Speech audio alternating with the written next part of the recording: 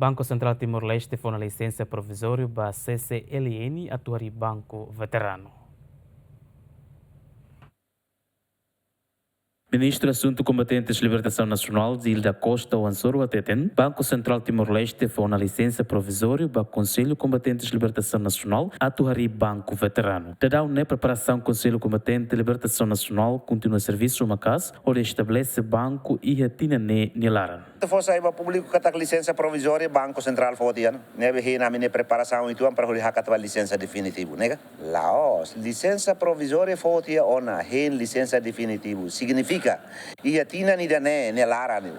Maclia a mi prensa requisitos soto na mi avança para licença definitiva. Política com subsídio veteranos cada fulan ho dolar tolonolo implementa a hu que dan fulan janeiro tina ringu rua ronolo. Razão ato contribui para a criação fundo investimento para veterano liu para geração veterano siranian. Subsídio veterano ne com a banco sira no total veterano sirane be conselho veterano com subsídio cada fulan liu ona milhão hat nulo ou de harii banco tuir plano CCLN se harii banco veterano e Colmera. Adera Ximenes, bem-vinda Ximenes, Gemen.